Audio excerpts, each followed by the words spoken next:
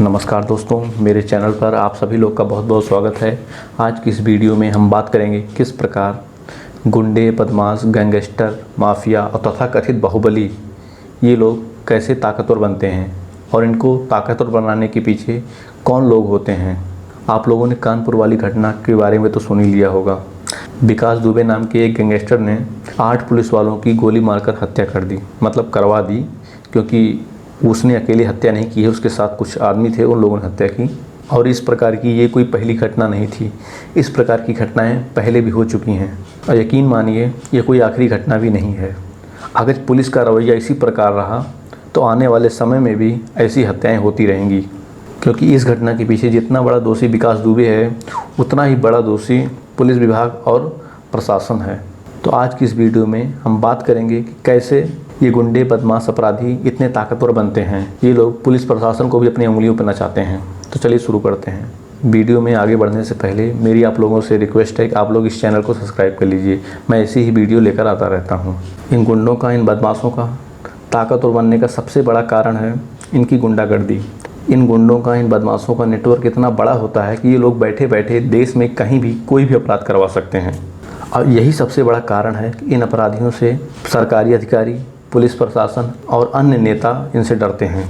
अगर ये लोग पुलिस अधिकारी को नहीं कुछ कर पाते हैं तो ये लोग उसके परिवार पे हमला करते हैं। और जैसा कि आप लोग जानते हैं, अगर कोई एसपी भी बन जाता है, सिर्फ उसको या उसके डायरेक्ट फैमिली को सुरक्षा मिलती है। डायरेक्ट फैमिली का मतलब है उसकी वाइफ, उसके बच्चे या उसके माता पिता, वो भी तब जब वो लोग एसपी के साथ रहेंगे। अगर एसपी छुट्टी पर भी जाता है तो सिक्योरिटी जो उसको उस समय मिलती है वो उसके साथ गाँव नहीं जाती है। अपनी मर्ज़ी से ले जाए तो उसकी बात अलग है। यही पुलिस वालों की, अधिकारियों की सबसे बड़ी कमज़ोरी है।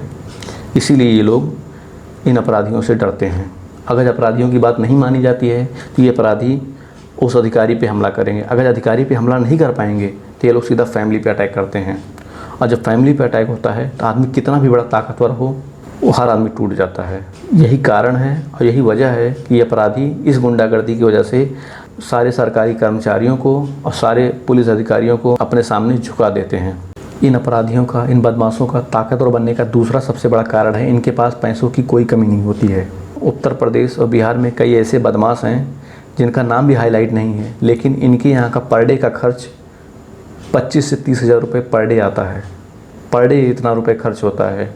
अब आप लोग सोच रहे होंगे इतना पैसा खर्च कहाँ होता है। तो ये लोग सैकड़ों चमचे पालते हैं, उनको खाना खिलाते हैं, उनका जितना भी खर्चा होता है, कपड़े का, जूते का, चप्पल का, सब यही देखते हैं। हथियारों पे जो खर्चा होता है वो बात अलग है। अब आप लोग सोच रहे होंगे इतना पैसा आता कहाँ से इन लोगों के पास। इन लोगों के पास जितना भी पैसा आता है सब 2 नंबर का पैसा होता है। किडनैपिंग्स ये करें, हफ्ता ये वसूलें, नकली शराब ये बेचवाएँ, धमकी देकर पैसा ये वसूलें, सुपारी किलिंग्स ये करवाएँ। जितने भी लीगल काम होते हैं सब में इन अपराधियों का हिस्सा होता है और इनको इनका हिस्सा जो काम करता है वो उनको पहुंचाता है। अब विकास दुबे का ही देख लीजिए। मीडिया बता रही थी कि उसके पास 25 ईंट भट्ठे हैं। एक ईंट भट्ठे से साल में लगभग 50 से 60 लाख रुपए की बचत होती है। इसको 25 भट्टों से मल्टीप्लाई कर लीजिए, कितना पैसा इसके पास आता होगा। ये सिर्फ वाइट मनी है जो आता है, ब्लैक मनी कितना आता है उसका पता ही नहीं है। ये लोग ट्रांसपोर्टेशन में अपना हाथ आजमाते हैं। इनके पास डंपर होते हैं, जेसीबी होते हैं, रोड का ठेका ये लें, मतलब जितने भी ऊटपटांग के काम होते हैं सब यही लोग करते हैं। इसलिए इनके पास पैसों की कोई कमी नहीं होती है और इसी पैसे के दम पे ये लोग पुलिस अधिकारियों को खरीदते हैं, जनता में अपनी छवि बनाते हैं, लोगों की मदद करते हैं, जिससे जनता में इनकी रॉबिन हुड की इमेज बनती है। इसीलिए दिन पर दिन ये लोग ताकतवर होते जाते हैं। इन अपराधियों का ताकतवर होने का तीसरा सबसे बड़ा कारण है पॉलिटिकल, मतलब राजनीतिक। ये लोग गुंडागर्दी और पैसे के दम पर राजनीति में आते हैं। जैसा कि आप लोग जानते हैं, राजनीति पैसे और गुंडों का ही खेल है।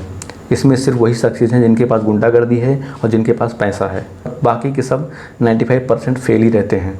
ये लोग राजनीति में आते हैं तो पहले तो ये लोग किसी नेता के लिए काम करते हैं, उसके लिए पॉलिटिकल मर्डर करते हैं, बूथ कैप्चरिंग करते हैं, उसके विरोधियों को मारते हैं, गुंडागर्दी करते हैं, छिनौती करते हैं।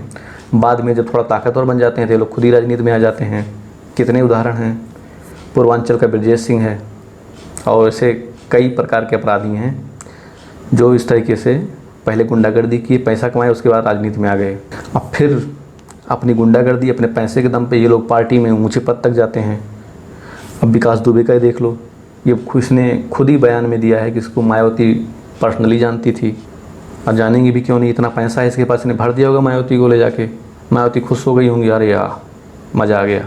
और वैसे भी मायावती पैसों की देवी हैं। जैसा कि आप लोग जानते हैं, जो पॉलिटिक्स में होता है उससे पुलिस भी डरती है, अधिकारी भी डरते हैं। और इन माफियाओं से तो पुलिस वैसे भी डरती थी, अधिकारी वैसे भी डरते थे, ऊपर से राजनीतिक कारण हो गया, अब तो और डरेंगे। यही कारण है कि ये लोग दिन ब दिन ताकतवर होते जाते हैं। और एक दिन ऐसा आता है, कितने ताकतवर हो जाते हैं कि पुलिस वालों को ही मार के खा जाते हैं। इन बदमाशों का, इन माफियाओं का ताकतवर होने का चौथा सबसे बड़ा कारण है पुलिस, पॉलिटिक्स और इन माफियाओं का नेक्सस, मतलब इनका जो गिरोह बनता है, ये बहुत ख़तरनाक होता है। आप सोचिए, आपको कोई समस्या होती है तो आप कहाँ जाते हैं? अगर कोई आपको मारता है या आपकी ज़मीन कब्जा करता है तो आप लोग कहाँ जाते हैं?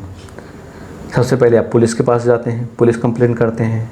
अगर पुलिस नहीं सुनता है तो आप अधिकारियों के पास जाते हैं, डीएम के पास जाते हैं, एसडीएम के पास जाते हैं। अगर वहाँ भी नहीं सुनवाई होती है तो आप कोर्ट जाते हैं।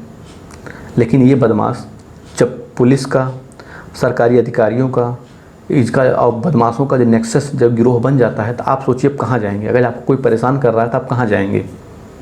पुलिस आपकी सुनेगी नहीं, उसके बारे में मुझे ज़्यादा बताने की ज़रूरत है नहीं। डीएम, एसपी, इनसे तुम उम्मीद ही क्या करो? अगर कोई बदमाश तुम्हें परेशान कर रहा है तो कहाँ जाओगे आप भाग के? कोर्ट, जज का भी फैमिली होता है और ये लोग इतने ख़तरनाक होते हैं कि फैमिली को ही मार देते हैं। इसलिए आदमी के पास कोई रास्ता नहीं बचता है। और ये आप सोच कर देखिए, अगर कोई बदमाश जो पॉलिटिकली भी पावरफुल है, गुंडा भी है, अब पुलिस वालों पर भी रौब जमाता है, वो आपको परेशान कर रहा था, आप कहाँ जाओगे? किससे कंप्लेंट करोगे? आप मतलब सोच कर ही अजीब लगता है। लेकिन ये लोग ऐसा करते हैं। ऐसी सिचुएशन में जब किसी को परेशान किया जाता है तो उसके सामने सिर्फ एक ही रास्ता बचता है, वो या तो सुसाइड कर ले या तो खुद ही हथियार उठा के इनको बजा दे। और यही सबसे बड़ा कारण है कि जो नए नए अपराधी पैदा होते हैं, यही सबसे बड़ा कारण होता है।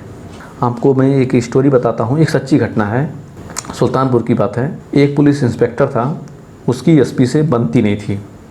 मतलब वैसे तो झगड़ा लड़ाई नहीं हुई थी, लेकिन आपस में मन मुटाव रहता था, बनती नहीं थी। तो जब एसपी को ज़िले की कमान मिली तो एसपी ने उस एसएचओ को, मतलब जो थाना अध्यक्ष था, उससे थाना अध्यक्ष से हटा के लाइन पे उसकी ड्यूटी लगा दी। जो इंस्पेक्टर लाइन में रहता है उसकी ऊपरी कमाई कम हो जाती है। मतलब थाने पे रहता है तो उसको ज़्यादा इनकम मिलती है, रिश्वत मिलती है, घूस मिलता है। लेकिन जब लाइन पे रहता है तो उसको ऐसा कुछ भी नहीं मिलता। तो उसने बार बार एसपी से रिक्वेस्ट किया कि मुझे थाना दे दो, लेकिन एसपी ने नहीं सुनी उसकी। उसके बाद वो एक बदमाश के पास जाता है जो सुल्तानपुर की जेल में ही बंद था उस समय, और बड़ा बदमाश था। उसको सारी बातें बताता है और वो बदमाश जेल से फ़ोन करता है एसपी को, उनको बताता है जो भी कहा हो। उसके बाद दूसरे दिन वो एसपी जो कल तक उस थाना अध्यक्ष को थाना नहीं दे रहा था, पुलिस स्टेशन नहीं दे रहा था, दूसरे दिन उसको पुलिस स्टेशन तुरंत मिल जाता है। मतलब ये लेवल होता है इन अपराधियों का। तो आप लोग अंदाज़ा लगा लीजिए कि इनका नेक्सस कितना स्ट्रांग होता है। जबकि वो अपराधी जिसने फ़ोन किया था वो पॉलिटिक्स में डायरेक्टली इंटरफेयर नहीं करता था, इनडायरेक्टली जो भी करना होता करता था, वो डायरेक्टली नहीं आता था। लेकिन फिर भी उसने फ़ोन करके एसपी खड़का दिया और एसपी ने डर के मारे दे दिया। अब समझिए कि लोग कितना पावरफुल होते हैं। इन अपराधियों का, इन बदमाशों का ताकतवर बनने का पांचवा सबसे बड़ा कारण है सामाजिक कारण।